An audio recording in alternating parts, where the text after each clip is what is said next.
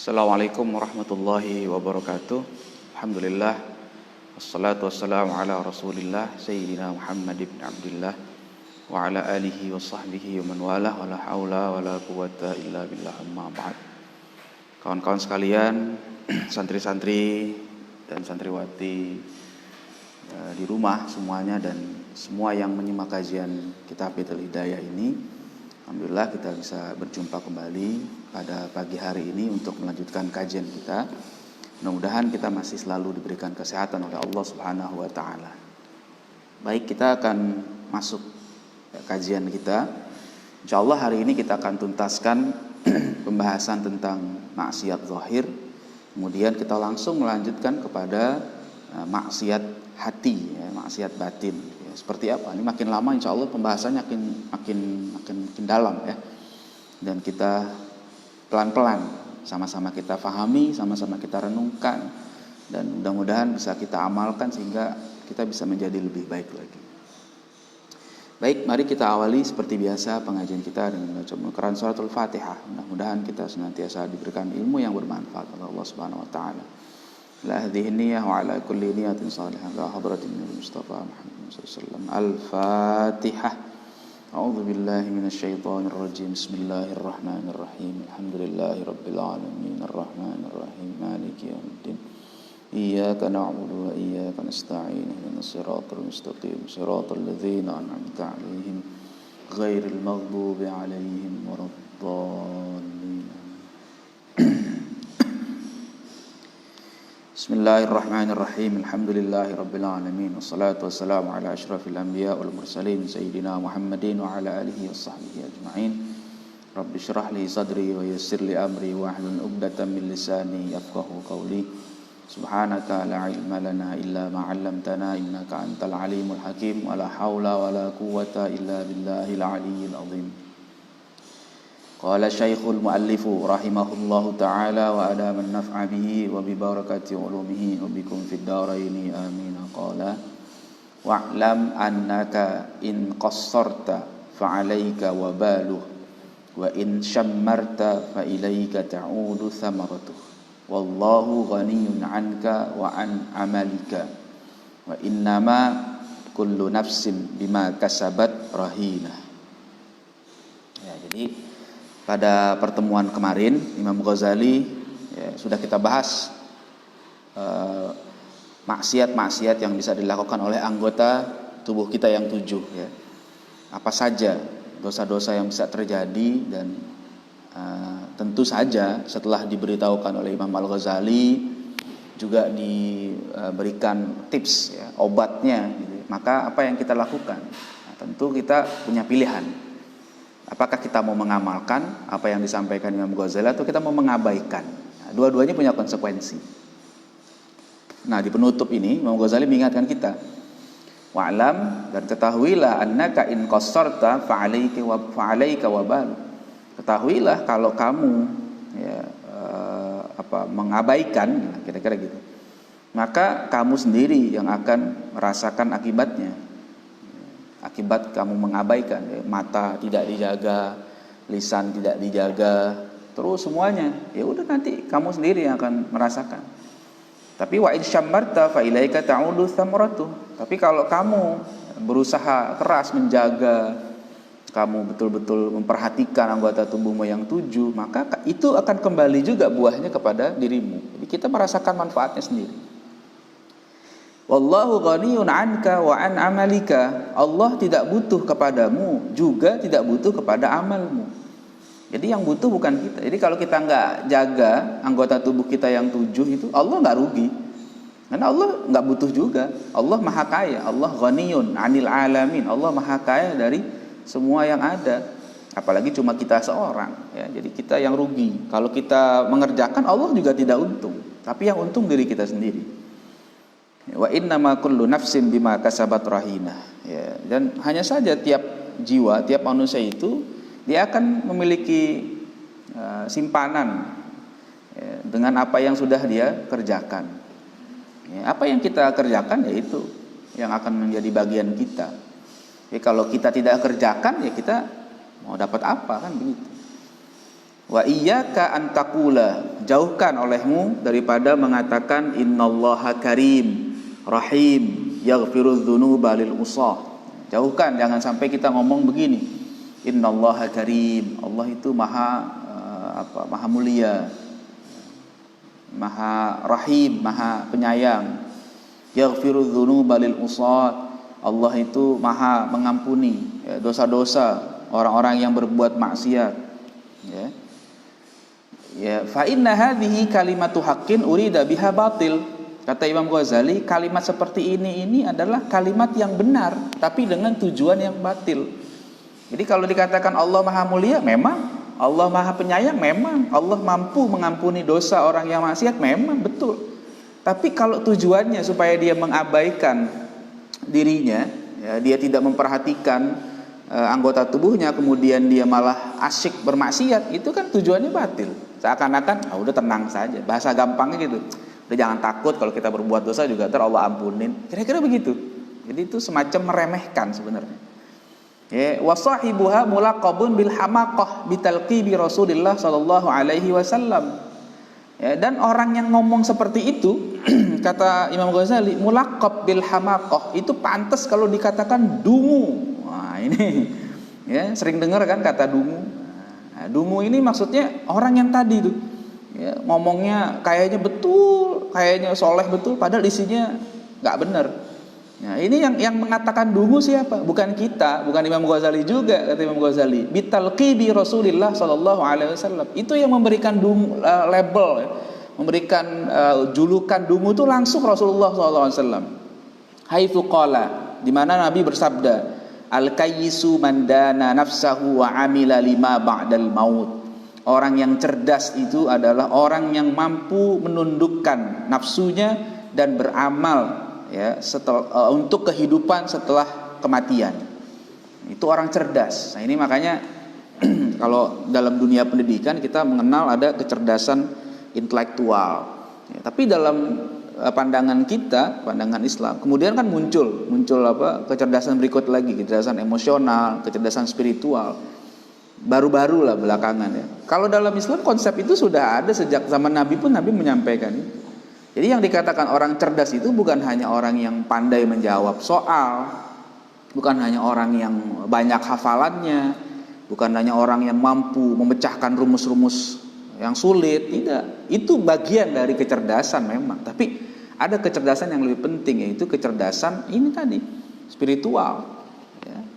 Jadi sebelum orang-orang ramai membicarakan IQ, EQ, SQ, Nabi sudah menyebutkan al-kayyis mandana nafsahu. Orang yang cerdas itu orang yang mampu menundukkan hawa nafsunya, dan amila lima ba'dal maut, dan dia beramal untuk kehidupan setelah dia mati.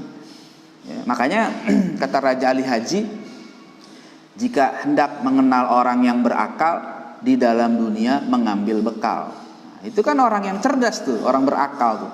Kalau orang yang dia pinter nih, ya, hafalannya banyak atau pinter lah, dapat ranking terus, dapat beasiswa kuliah sampai ke luar negeri, ya, bahkan jadi jadi pujaan banyak orang, kira-kira dapat penghargaan di mana-mana. Tapi dia tidak bisa mengendalikan hawa nafsunya, kemudian berbuat yang tidak baik, maka dia belum orang cerdas. Kalau kata Nabi, dia dungu sebenarnya. Maka ini harus kita jaga hati-hati. Jadi orang pintar atau tidak itu bukan hanya dilihat dari gelar yang dia miliki, ya, bukan hanya dilihat dari banyaknya ilmu yang dia punya, tapi bagaimana dia bisa menundukkan dirinya, nafsunya itu, supaya tidak melakukan yang tidak-tidak. Bisa nggak dia menjaga anggota tubuhnya? Yang 7 tadi. Kalau belum bisa, dia belum cerdas. Nah, ini tugas berat kita. Ya.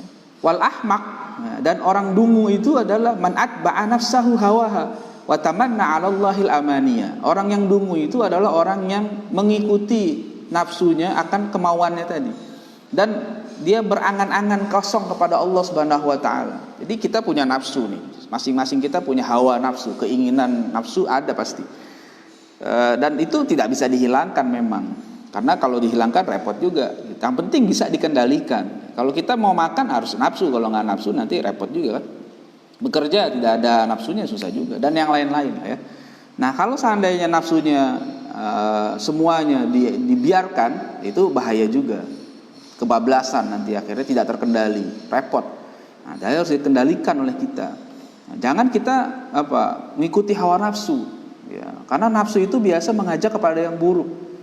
Nah, kemudian setelah kita melampiaskan nafsu kita dalam macam-macam keburukan, langsung tamanna 'alallahil amaniya. Dia berangan-angan kosong. Ya Allah kan kalau mau ngampunin bisa aja. Kadang-kadang berdalil lagi. Itu aja ada pelacur yang sudah melacur diampuni oleh Allah gara-gara ngasih minum seekor anjing. Ya kalau kita dosa dikit-dikit mah nggak apa-apa lah, ntar juga Allah ampunin. Kira-kira gitulah bahasa-bahasa amani itu, angan-angan kosong. Dia lupa bahwa Allah Subhanahu wa taala itu mengampuni yang Allah kehendaki, bukan yang kita kehendaki. Yaghfiru liman yasha, bukan liman nasya. Kalau yaghfiru liman nasya, yaitu sesuai kehendak kita. Kita enak, kita maunya juga gitu. Habis berbuat dosa langsung diampunin. Tapi kan belum tentu. Kalau ada yang bilang itu kalau pelacur tuh diampunin oleh Allah Subhanahu wa taala, itu ada nasnya langsung. Itu hak prerogatif Allah. Buat dia Allah mau ampuni. Sekarang kalau giliran kita Allah tidak mau ngampuni gimana? Kan repot kita. Sama kayak misalnya ada orang punya utang ya. Misalnya sama saya nih, ada orang utang sama saya. Ada yang utangnya 10.000. Ada yang utang sama saya satu lagi 1 juta. Nah, yang 1 juta saya bilang udah kamu nggak usah bayar, saya lunasi. Saya anggap lunas. Yang 10.000 tetap saya tagih. Apakah saya salah? Ya tidak, itu hak saya, kan punya saya. Saya punya hak. Jadi kalau saya mau memaafkan yang utangnya lebih besar 1 juta, itu hak saya, boleh-boleh saja. Yang 10.000 kan secara logika loh. Yang 10.000 kan lebih sedikit, kenapa nggak dimaafkan saja? Kenapa yang 1 juta malah dimaafkan? Besar kan itu jumlahnya. Nah, itu hak saya. Begitu juga ketika Allah ingin memberikan ampunan atau menyiksa seorang hamba, maka Allah itu sesuai dengan kehendaknya. Jadi kalau yang si fulan ini yang dalam hadis itu dikatakan seorang pelacur, Allah maafkan, itu hak Allah. Sekarang ada orang yang tidak sampai melacur, Allah tidak maafkan, itu juga hak Allah. La yus'alu amma yaf'al wa hum yus'alun. Kita tidak punya hak untuk bertanya-tanya kepada Allah. Allah nggak bisa ditanya kenapa begini, kenapa begitu. Tidak bisa. Itu akidah kita Ahlussunnah wal Jamaah. Kita justru nanti yang akan dimintai pertanggungjawaban oleh Allah Subhanahu wa taala. Ya. Wa'lam anna qauluka hadza yudahi qaula man yuridu ay yasira faqihan fi ulumiddin min ghairi ay yadrusa ilman washtaghala bil batalah. Ketahuilah kalau ada orang ngomong seperti itu ya, kata-kata kamu atau kata-kata orang yang seperti tadi itu modelnya itu. Ya, Allah karim, Allah baik, enggak apa-apa, Allah bisa mengampuni dosa. Itu persis kata Imam Ghazali seperti orang yang ingin menjadi seorang faqih, ya, seorang yang ahli ilmu fikih, ya, mendalam ilmunya gitu ya. Fi ulumiddin, dalam ilmu agama atau ilmu-ilmu lain, min ghairi ayyadrusa ilman, tapi dia enggak mau belajar. Washtaghala bil batalah, dan akhirnya lebih banyak menghabiskan waktu untuk menghabiskan waktu yang sia-sia, ya, nganggur, enggak karuan. Nah, udah nggak mau belajar, nganggur, malah ngomong innallaha karim rahim qadirun ala ayyufidha alayya ala qalbi minal ulum ma'afadahu ala qulubi anbiya'ihi wa awliyaihi min ghairi jahdin wa tikrarin wa ta'allumin. Ya, Allah kan maha mulia, Allah maha penyayang, Allah mampu melimpahkan hatiku berbagai macam ilmu sebagaimana Allah pernah limpahkan kepada hati para nabinya, para auliyanya, tanpa susah payah, tanpa mengulang-ulang, tanpa belajar, bisa katanya. Nah, itu contoh tuh. Jadi dia mengambil kiasannya begitu. Kayak misalnya Nabi Khidir aja tuh nggak belajar, nggak ada gurunya bisa jadi pinter. Kenapa kita nggak bisa? Bisa lah. Kalau Allah mau juga bisa.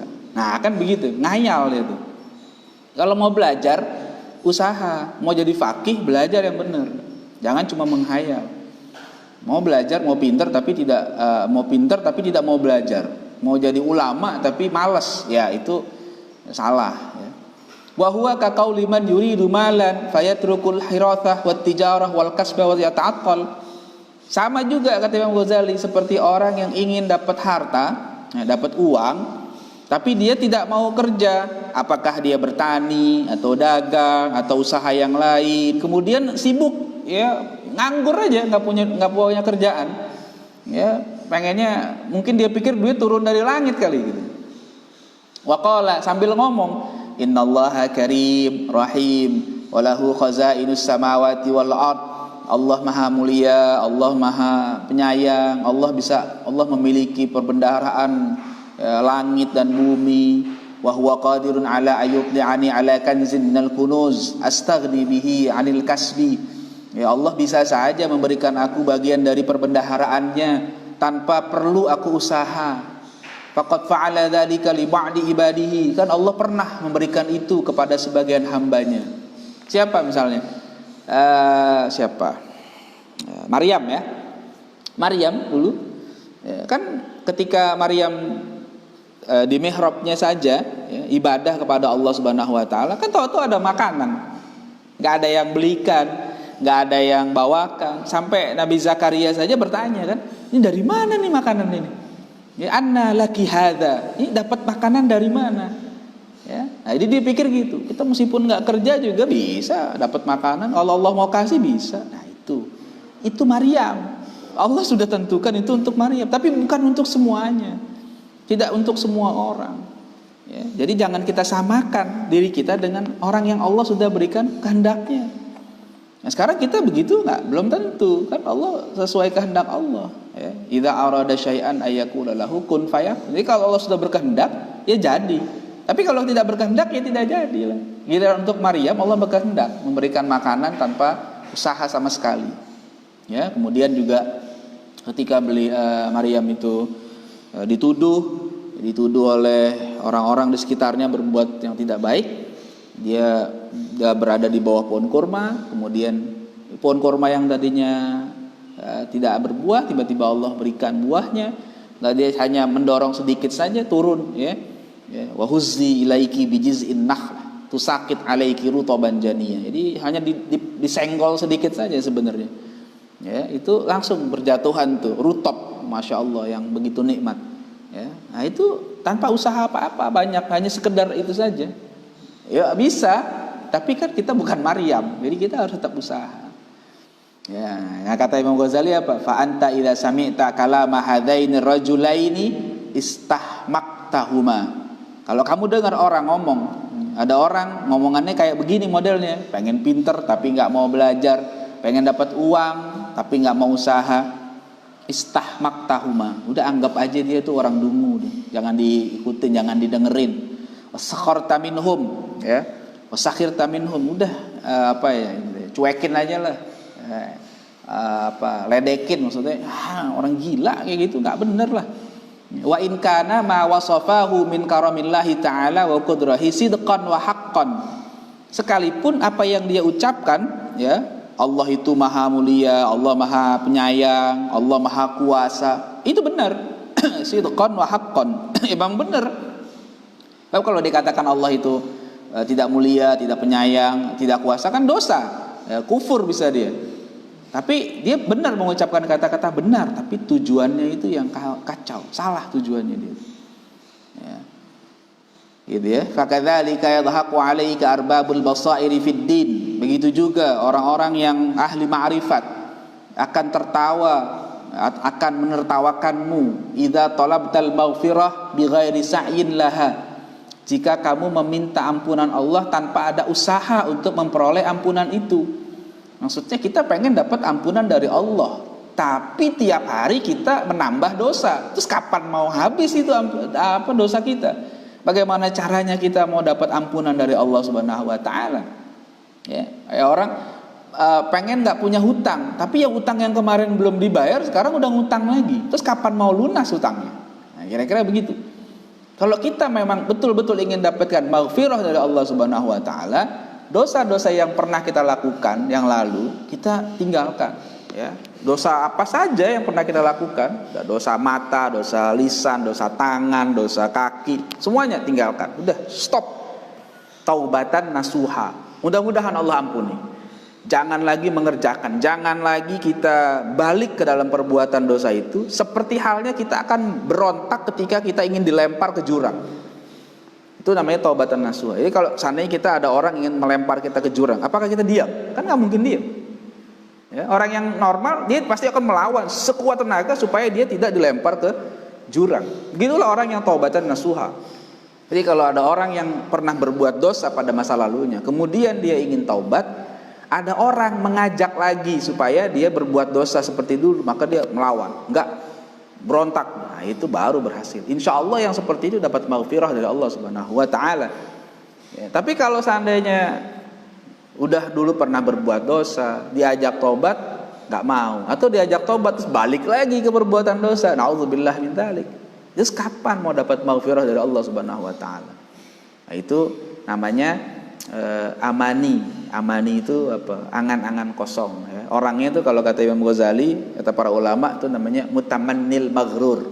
Orang yang punya angan-angan cuma tertipu dengan angan-angannya sendiri. Wallahu ta'ala yaqulu, padahal Allah ta'ala berfirman, wa allaisa lil insani illa ma sa'a. Allah berfirman, tidak ada bagian bagi seseorang kecuali apa yang pernah dia usahakan. Ya, dulu dia pernah beramal nggak? Sekarang dia mau dapat pahala. Dia dulu di dunia nggak beramal, ya nggak dapat.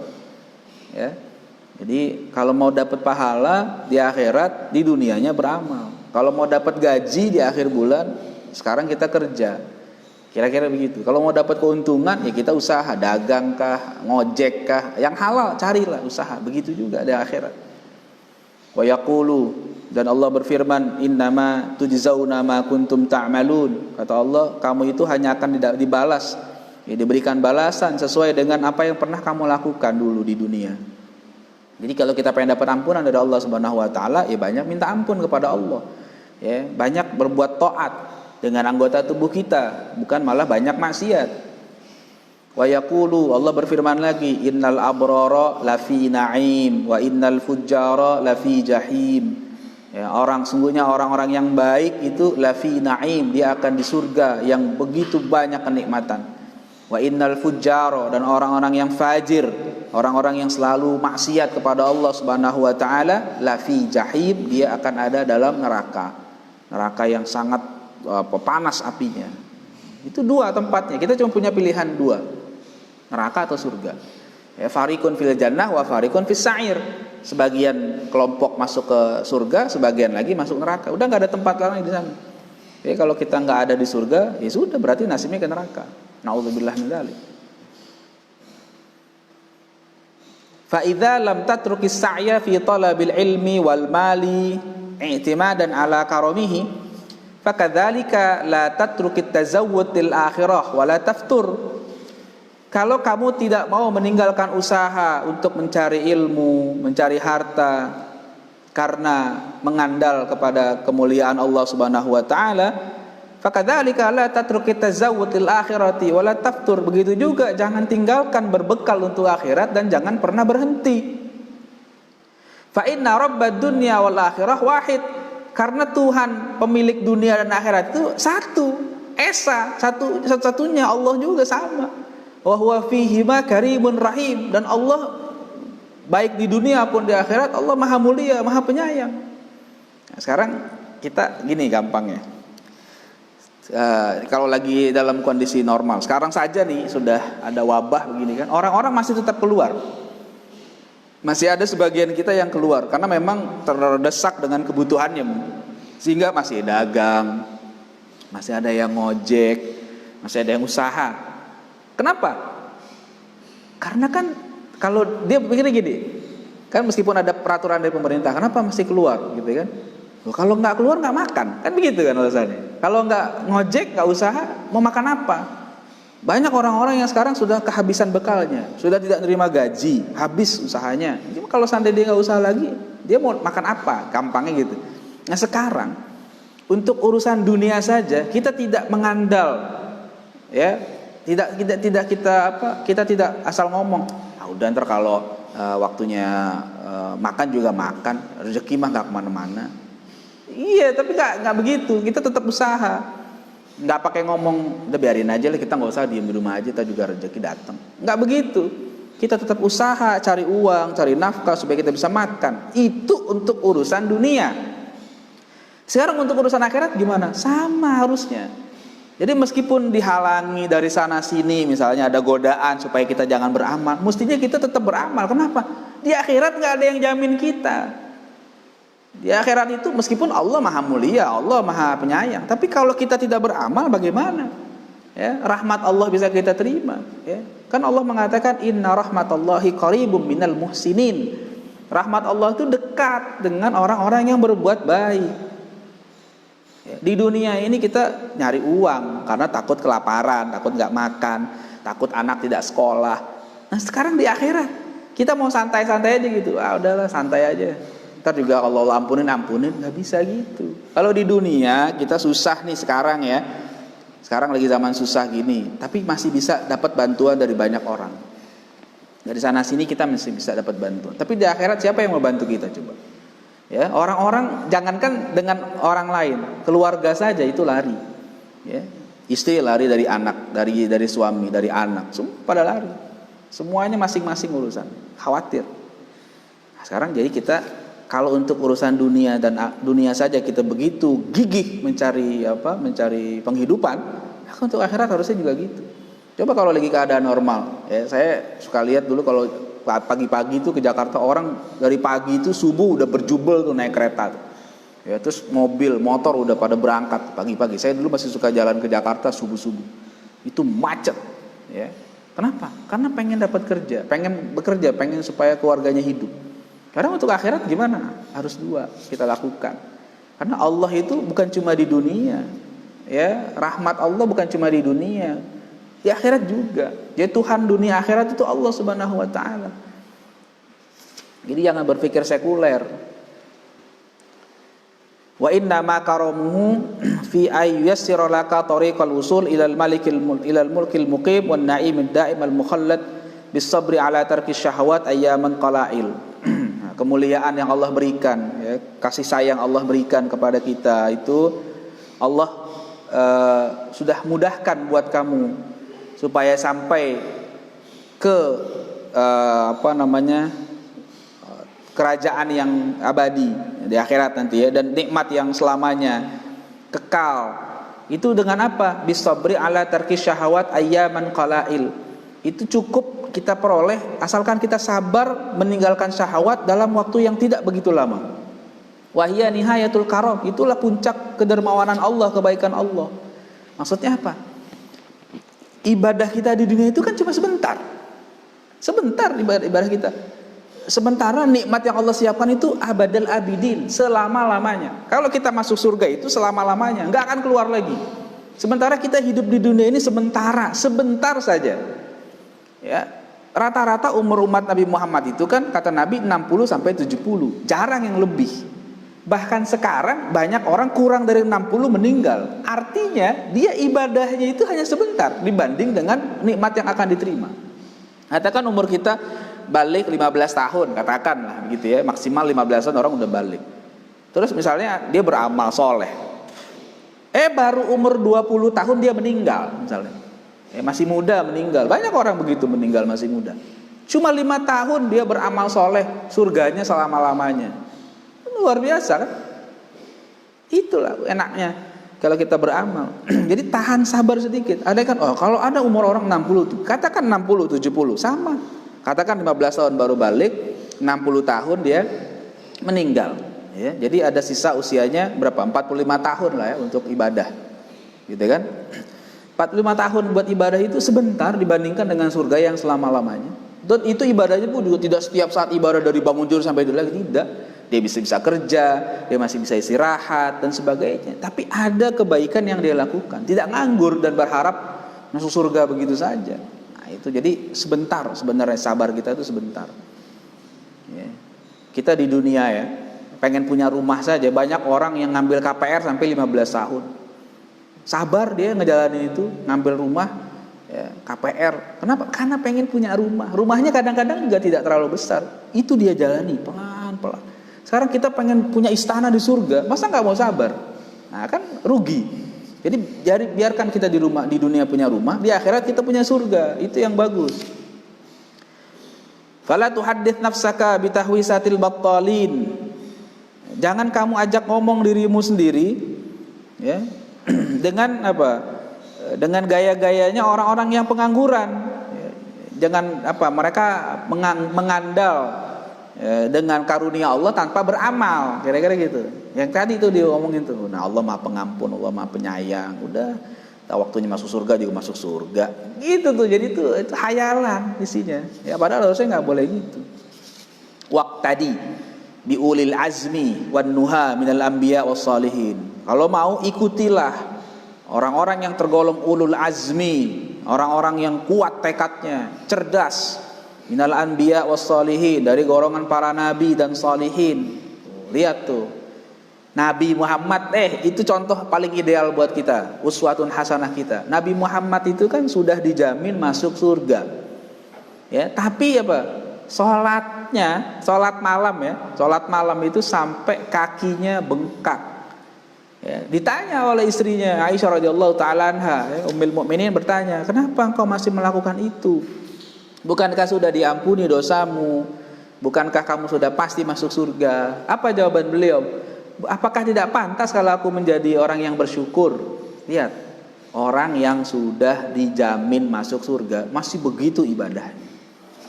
Atau siapa? Sahabat yang 10, al-mubasysyarah bil jannah, orang yang sudah dipastikan masuk surga dengan statement dari Nabi langsung, ya. Abu Bakar fil jannah, Umar fil jannah, Utsman, Ali dan seterusnya, itu ada 10 orang tuh, ya. Itu sudah pasti kan dia masuk surga itu. Karena Nabi yang ngomong. Kalau Nabi ngomong nggak bakal bohong. Tapi lihat ibadahnya Abu Bakar, apakah main-main? Umar, Utsman, Ali semuanya rajin ibadah. Kita ada nggak yang jamin? Antum fil jannah ada? Nggak ada kita nih. Kita belum ada yang jamin masuk surga. Ya. Peluangnya masih bisa masuk surga, masih bisa mampir ke neraka dulu. Nah, tapi harusnya kita lebih rajin dari mereka. Atau orang-orang soleh di sekitar kita lah, nggak usah jauh-jauh, di sekitar kita banyak orang-orang yang masa hidupnya luar biasa, ya. Ulama-ulama yang meninggal, kita lihat, perhatikan hidupnya orang-orang soleh, itu luar biasa, ya. Amal baktinya banyak. Nah, itu ketika dia meninggal, dia akan menerima bagiannya. Wala tatma' fi antah sudah malam tazra'. Jangan kamu berharap untuk memanen apa yang tidak pernah kamu tanam. Nah, kan gitu kan. Man yazra' yahsud. Orang yang menanam, dia yang manen. Kalau seandainya nggak pernah nanam, ya mau panen apa? Pada saatnya orang menanam, dia nggak mau nanam. Begitu orang panen, dia pengen juga, ya nggak bisa, ya. Walaita man shoma wa shalla wa jahada wattaqa ghufira lahu, ya.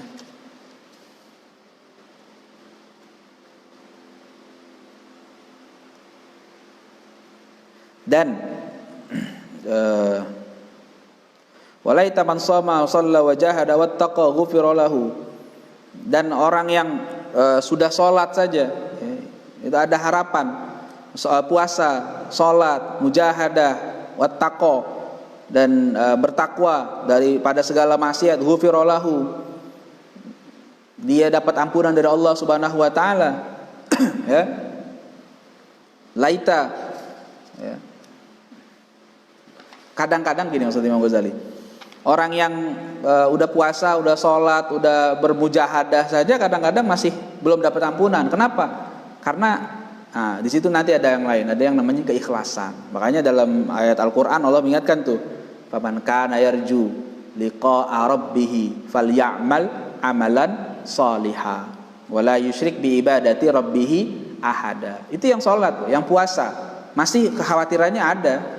Nah, maksudnya nggak boleh sombong. Meskipun kita sudah Allah karuniakan puasa, sholat, kita mujahadah, kita sudah meninggalkan maksiat, nggak boleh juga tuh kita mengklaim diri kita, oh saya sih pasti masuk surga. Nggak boleh. Kenapa? Nah nanti nih di maksiat batin kita akan bahas. Jangan-jangan kita udah jaga nih anggota tubuh kita, mata, tangan, telinga dan sebagainya, sholat sudah, puasa sudah, zakat sudah, macam-macam. Ternyata semua itu rusak gara-gara amal batin kita yang salah. Ya, kalau kata guru kami di pondok nih, namanya predator amal. Itu bahaya tuh.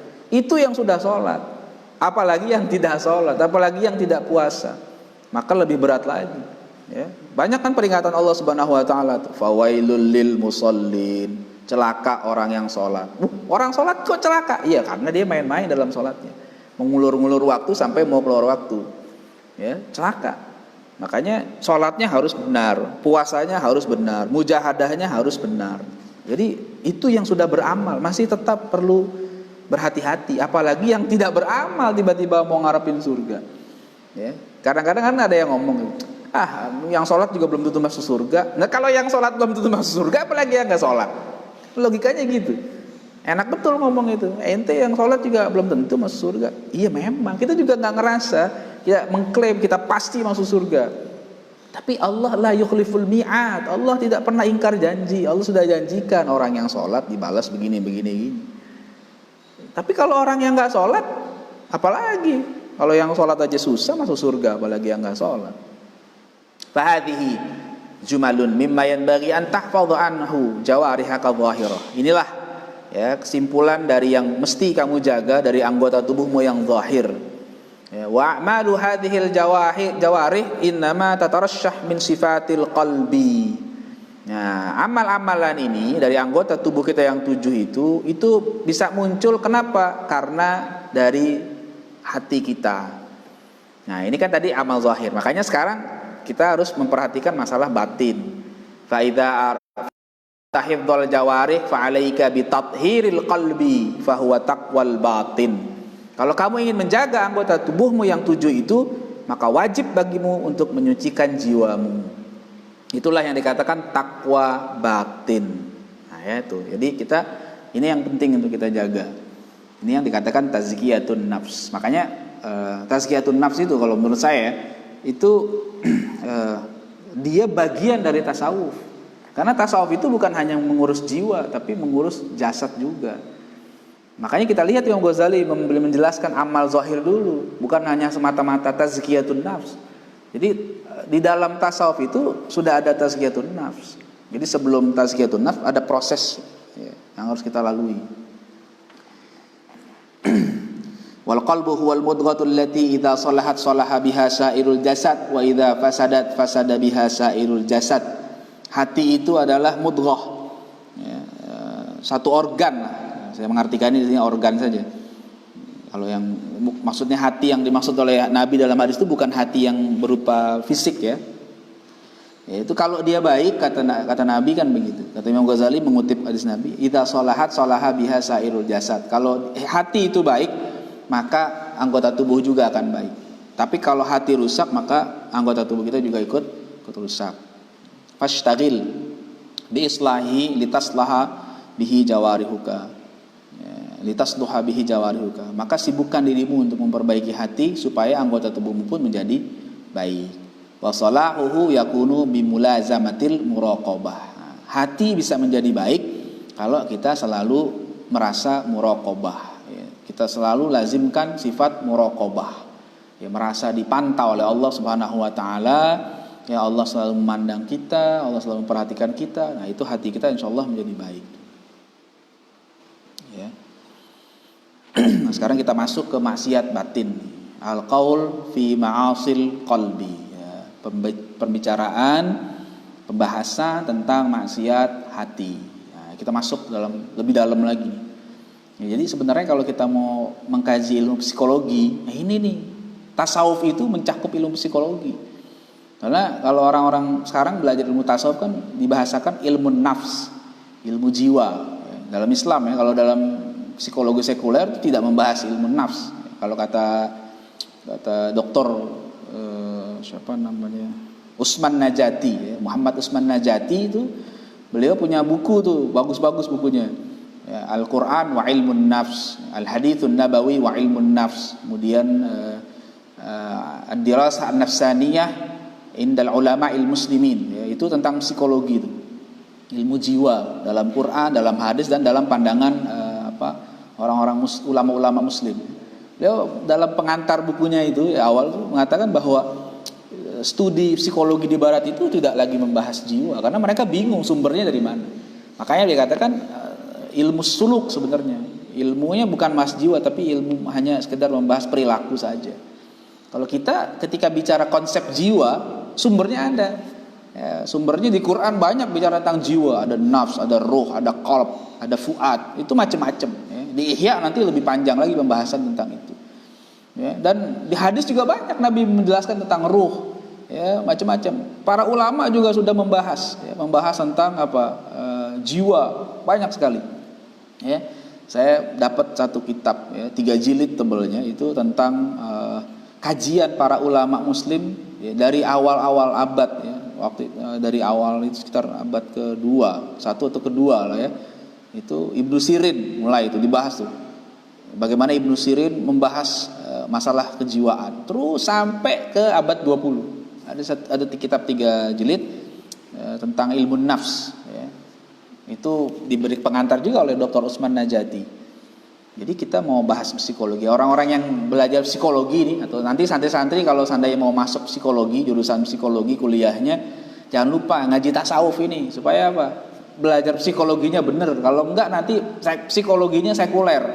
Akhirnya dia membahas manusia, tidak membahas jiwa manusia, hanya membahas perilakunya saja. Dan kadang-kadang dengan teori-teori yang tidak sesuai dengan cara pandang Islam. Nah, ini bahaya. Sekarang kita lihat ya. I'lam anna sifatil magmumah fil qalbi katsiratun. Ketahuilah ya, kata Imam Ghazali, sesungguhnya sifat-sifat yang tercela di dalam hati kita itu katsiratun, banyak. Ya, jadi bukan banyak tapi banyak. Kita nih, hati kita nih banyak sekali kotorannya. Sifat-sifat tercelanya banyak ya. Makanya harus diobati hati kita itu. Wa tariqu tathhiril qalbi min radha'iliha tawilatun. Dan cara atau jalan untuk menyucikan hati dari banyak kotoran itu, dari semua kotoran itu, tawilatun, lama ya, tidak bisa instan, butuh waktu, butuh kesabaran, istiqomah. Itu tawilah, panjang masanya ya. Makanya untuk jadi orang baik itu nggak mudah, susah jadi orang baik itu. Kalau mau jadi orang nggak bener tuh gampang ya. Bikin aja kerjaan yang nggak bener, langsung terkenal ya. Insya Allah cepat terkenal ya. Kalau orang Arab sampai mengatakan apa? Bul zam-zam tuh rof, kencingin aja air zam-zam pasti langsung viral ya, bahasa sekarangnya gitu. Coba tuh sekarang orang-orang yang kena masalah tuh kan, itu kan cepat viralnya tuh, cepat terkenal gara-gara ngerjain hal yang nggak baik ya. Cepet. Kalau mau jadi orang yang nggak bener gampang, tapi kalau untuk jadi orang baik itu susah, lama waktunya. Wasabilul ilaji fiha ghamid ya. Dan jalan untuk mengobatinya, penyakit yang ada dalam hati kita itu ghamid. Ghamid itu susah kira-kira gitu banget susahnya, nggak mudah memang. Nah inilah yang paling susah dalam pendidikan itu kan begini, ngurus begini. Kalau ngajar tuh gampang, jadi guru itu paling gampang. Kalau ngajar doang tuh gampang. Ngasih pelajaran nih, pelajaran apa saja lah, pelajaran agama kayak ngafalin Quran itu gampang aja. Diajarin supaya ngafal, muridnya dicetak menghafal hafiz Quran dalam waktu 2 bulan. Sekarang banyak program. Itu gampang, insya Allah bisa, asal muridnya serius. Gurunya punya metode, muridnya serius. 2 bulan dia bisa hafal Quran. Tapi apakah 2 bulan dia bisa mengamalkan apa yang sudah dihafal? Belum tentu. Itu susahnya mendidik. Gitu kan. Kita udah ajarkan murid kita akidah yang benar. Itu gampang, kalau cuma transfer doang itu selesai dalam waktu berapa pertemuan pun selesai. Tapi apakah itu sudah menambah keyakinan dia kepada Allah? Nah, itu nggak mudah. Nah, pendidikan itu susahnya pada tahap menanamkan itu susah. Makanya di situ semua harus berjuang, bukan cuma santri, bukan cuma murid, gurunya pun juga harus berjuang. Itu yang susah. Ya. Kita sama-sama di sini berjuang, ya. Jadi saya pun bukan berarti saya sudah melewati fase itu, tidak, saya pun masih berjuang, bahkan sama-sama susah. Saya pun merasakan kesulitan yang sama. Tapi ya jangan pernah berhenti saja ya. Karena memang perjalanan kita jauh. Yang penting bukan sampai atau tidaknya kita nanti ke sana, tapi yang penting kita ketika seandainya kita tidak sampai ke sana, tidak sampai ke puncaknya, tapi paling tidak kita sudah berhenti, masih tetap pada jalannya. Wa qadin darasa bil kulliyah ilmuhu wa amaluhu li ghaflatil khalqi an anfusihim wa ishtighalihim bi zakharifid dunya ya. Akhirnya kata Imam Ghazali banyak ya, ini sudah terhapus, sudah terlupakan lah secara umum ilmunya, amalnya. Maksudnya masalah ini nih, masalah masalah jiwa itu banyak orang melupakan ilmu tentang jiwa ya, dan apalagi mengamalkannya lupa. Kenapa? Li ghaflatil khalqi an anfusihim, karena banyak orang lalai, melupakan dirinya sendiri. Ya, lupa dia. Dia lupa, dia tidak paham hakikat dirinya sendiri yang punya jiwa rohani. Dia lupa, dia hanya memikirkan yang namanya manusia itu hanya aspek fisik saja. Makanya dikatakan kebutuhan primer itu hanya 3, sandang, pangan, papan. Ya itu betul, itu bukan berarti salah. Tapi manusia yang benar itu bukan hanya sandang, pangan, papan kebutuhannya. Tapi tazkiyatun nafs itu juga menjadi kebutuhan primer manusia. Kalau dia ingin jadi manusia yang sehat jiwanya.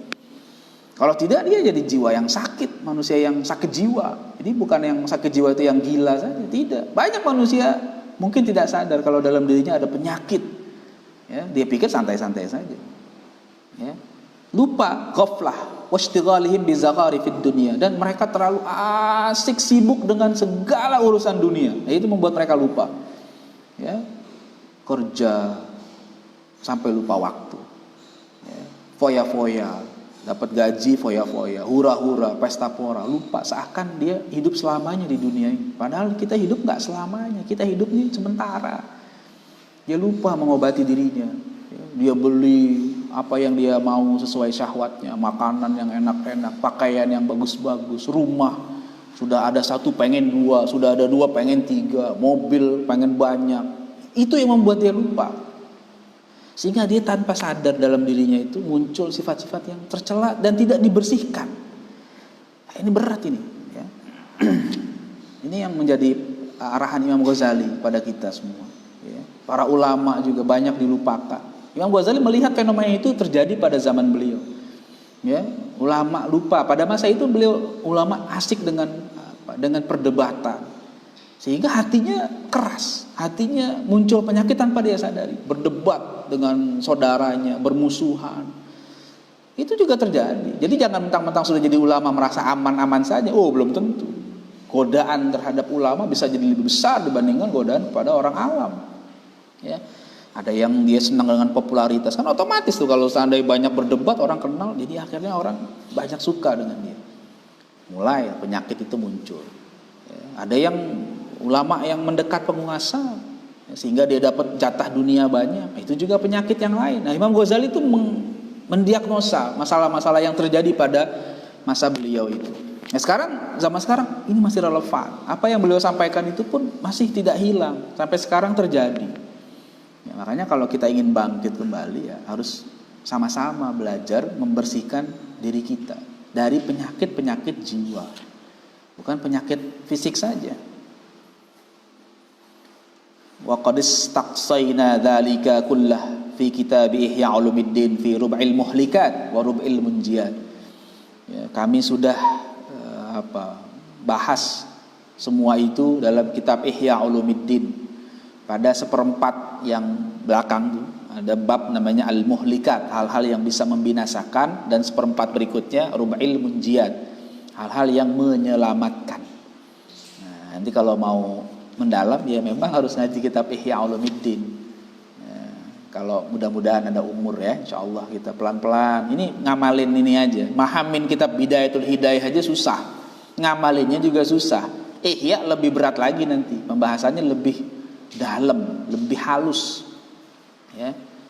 Jadi kita pelan-pelan lah insyaallah ya. Saya pun belajar memahami kitab ini susah, tapi mudah-mudahan Allah berikan kemudahan. Walakinna nuhadziruka al-an thalathan min khaba'ithil qalbi. Tapi di kitab ini kata Imam Ghazali, saya akan memberikan peringatan buat kalian 3 saja dari kotoran-kotoran jiwa. Kalau dibahas semuanya banyak nih. Tapi Imam Ghazali dengan kitab yang ringkas ini hanya bahas 3 dulu. Kalau 3 ini bisa kita obatin, insya Allah yang lain menyusul. Bisa. Tapi kalau 3 ini gagal, apalagi yang lain. Wahyal ghalibah ala mutafaqihatil asri. Ini yang umum terjadi kata beliau kepada orang-orang yang mengaku ahli fikih pada zaman ini.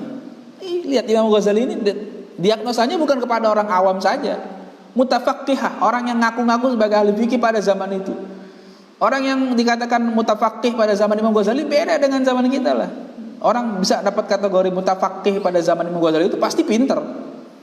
Itu sudah banyak terjadi penyakit hati. Litakhudha minha hadraka, supaya kamu bisa berjaga-jaga, ya, bersiap-siap, ya, sadar, gitu ya, jangan sampai kita abai. fa innaha muhlikatun fi anfusiha. Ya, karena 3 sikap itu akan membinasakan dirinya. Kalau kita biarkan, kita bisa celaka. Wa hiya ummahatun li jumlatin minal khaba'ith siwaha. Dia itu induk dari banyak jumlah keburukan yang lainnya. Ya, yang namanya induk, ibu kan melahirkan. Jadi kalau 3 ini kita tidak jaga, dia akan melahirkan anak-anak penyakit yang banyak. Makanya harus bahaya, harus kita jaga betul.